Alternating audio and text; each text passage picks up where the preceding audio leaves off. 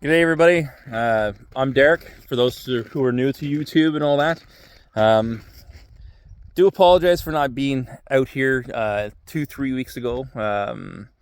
Missing the last 3 weeks of Bison Tips Tuesdays just as we were severely ill. Like Janice, she got a common cold, and then I got it the next day, and it laid me down pretty quick and hard. I'm only 47, but I tell you, the colds this day and age, they're not the same as they were when I was growing up. But this one laid me down pretty hard. It's not COVID, it's the common flu. But because I still had taste and everything, I could still taste the food, which is good. However, I do apologize for not getting out here and doing Bison Tips Tuesdays, but I feel a lot better today, and so on. Janice is back in the house. She's doing the end month there for March. Everything for taxes and everything that's already been completed. But yeah, so today we're going to be talking about hay with Bison. I hear a lot of my friend and I over the weekend when we were at a vendor show selling products and all that. He sells soaps from his dairy cows with his wife, and we sell the meat from our bison. However, we got into the discussion of hay and how most guys around here in this area in Ontario, they have hay that's sitting outside, not wrapped or not out of the sun, and it's all black all around, and then it's nice and green on the inside, but they have it at priced wrong, because by the time you pay like $100 a bale for that you lost 200 pounds of hay off of that, just from the first 4 inches around that whole bale, because it's all brown because it got rained on. So that's what we're talking about. So he gets his hay, he does his own hay, and I do my own hay. So because I can't trust anybody anymore around here, because all the custom guys, they're way too busy. They say they're going to do something, and they're busy doing other things or stuff for themselves. So this has forced me and from plenty other farms in this area to do things ourselves and learn how to do it. And doing hay, honestly, is not that hard. It's honestly is not that hard. But the thing is with hay, the better the hay product you have, the better yield you're going to have on your animals. Your animals are going to be healthier. They're going to be happier. They're just going to be all around a better animal with better feed. I see too many farmers out there, and I hear of too many farmers. Even a farmer that we talk with all the time, no names, no pack drill, but they're like, yeah. When I first got into the bison, they're like, yeah, you can feed anything to bison; they'll eat anything. But I told them, I said, that's not what I want. I want a good hay bale, so I get good yield. But I also want to make sure that I'm not going to get ripped off, because at the time we were buying our hay because our round baler broke, and our hay bine is old and it broke. So it is what it is. Now I got custom guys coming in here cutting the hay for me and baling it up until I can buy my own machinery again, because this stuff is majorly expensive going new. But not a big deal. We'll get there one day. So talking about hay, yeah, so this hay that we have, especially behind the house, behind our house, it's mostly reed canary. It does have some timothy in there. It does have some brome. It does have white clover, red clover, because that grows naturally on our farm. But mainly reed canary grass. Reed canary grass, yeah, a lot of people are going to say, oh, that's for swampy areas. Yeah, it is, somewhat, because that's what we have behind our house. It's not a swamp. It's just wet area until we can get it towel drained. We can't, I'm having a hell of a time getting anybody to towel drain us, because one, they want between 60 to 80,000 cash, just to do 40 acres, which, that's just the price of towel drain. I understand that, and that's something I'm going to have to do. So I don't want to go to the bank. I just want to have cash for that. So I'm saving up money for that and get it done. But but also these other guys, when they do say that they're going to come for the towel draining, they forget about us, because we only need about 40 acres done. That's it. That's all we need is 40 acres done. And these guys want 100 to 200 acres. But they don't realize when all those 100 and 200 acre farms are done, I'm still here waiting to be done, and I could have could be growing my farm. I could be progressing in my farm, but now I'm left behind because I can't grow my farm because those fields are still wet. However, that's just the thing that we're running into this day and age. So getting back to the hay that we have here, like I said, it does have reed canary, brome, some timothy, some red clover, and white clover. And I'll show you this stuff right now. All right, so as you can see here, all right, you have some grasses in here and all that. It's just hard to see because it's very, very dry. But you see how nice, I don't know if you guys can see that, it's nice and green, but who knows. But it is nice and green. The bison are loving it. The bison just can't get enough of this stuff. And I'll take you outside and show you the round bales. How do I keep my round bales out of the rain? Well, since we don't have proper buildings on this farm yet, or built or anything like that, I bought a wrapper last year. I made sure these bales were 100% dry before putting them in the wrapper, and they were. They sat on, they weren't even out in the field that long. Like, as soon as they were baled, they were out there for maybe 6 hours at that. As soon as they were done baling, I got out there with the wagon and the tractor, load them up, got them up here, had that wrapper running, and we were just wrapping all those hay bales. And the new wrapper works pretty decent. It's from Tin Egg, and I'll do a YouTube video on that too here soon. But yeah, that's pretty awesome.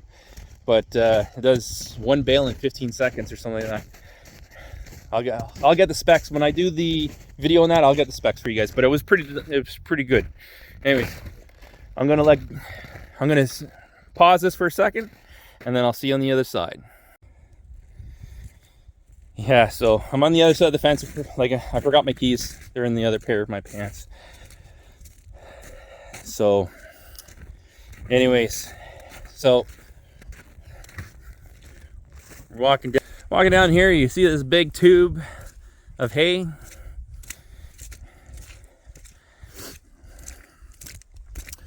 That's all of our hay that we had last year. Big long line. We only got 47 bales, but honestly, these bison right now, there's only 4 of them. We're going through roughly 3 bales a month right now with them.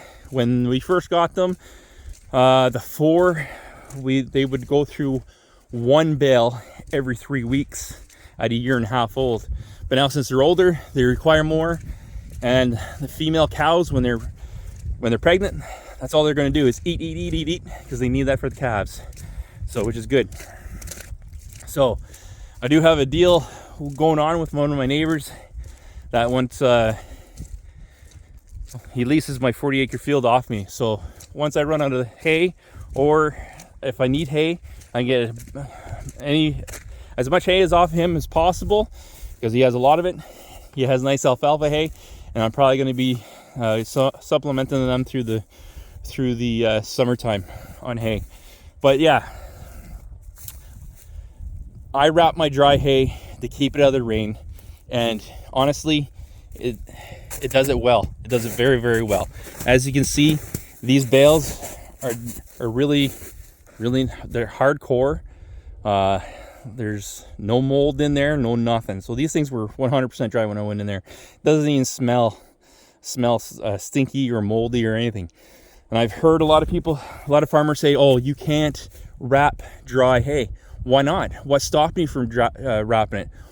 Like, I'd rather wrap it than put tarps over top of it, because tarps, they move. They allow air, they allow air to get in and all that. However, it also lets rain to get in sometimes, because not all tarps are going to be perfect all the time. Tarps get holes in them because there's mice, there's moles. They'll eat through them, and so on and so forth. But yeah, so what we're finding right now is that these guys are actually putting on a lot of weight, which is good, because the hay's real good. The hay that we had from last year, it was good, but this stuff is just a lot drier. And they love haylage. They love haylage. these guys will go nuts for it. That's just wet hay. Like, it's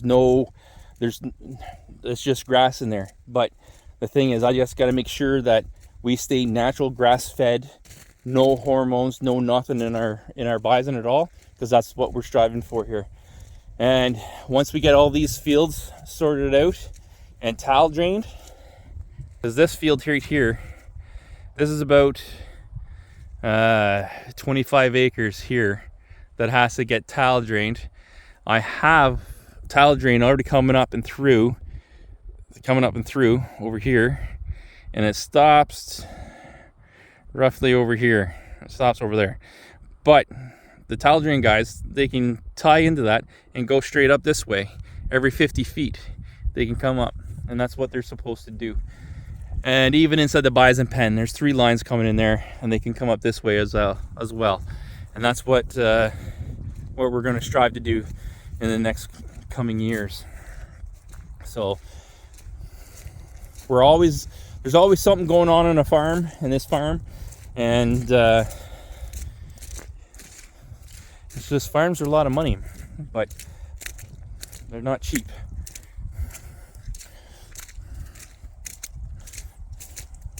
So, but yeah. So, and our tractor, it went down a couple weeks ago. This 2950 John Deere. It has around 12,000 hours on it. When I bought it, it had around about 11,000 hours on it and all that, but I knew the clutches weren't brand new. However, this is a 1988 model, and it was only down for 2 weeks. Got the clutches back in her, and that was all that was done with her. So changed the clutches, changed the hydraulic filters, changed all the fluid, 55 liters of hydraulic fluid changed. It's all in there. We changed out the new battery cables, the old battery cables to new, which is awesome because it starts up now, no problem. I can start and stop this anytime where I want, when I want. Before I was having issues because just the other wires were corroded and old. But also at the same time, now this thing is an 88 and she runs like a charm. She's the powerhouse on the farm right now. And the other 2 tractors I got a Polaris and a David Brown. But the David Brown, the 990 Selectomatic, that's my water.